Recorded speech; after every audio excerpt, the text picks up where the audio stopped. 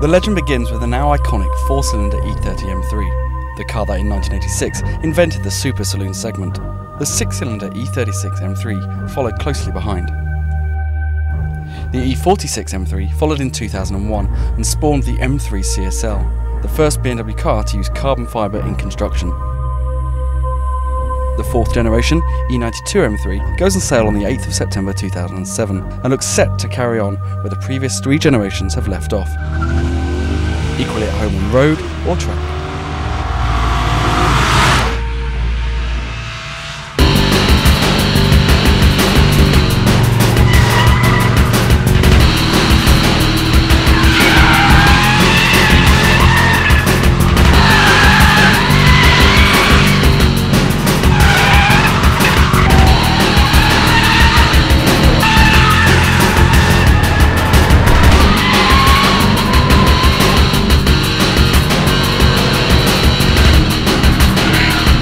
The new E92 M3 Coupe. The legend continues.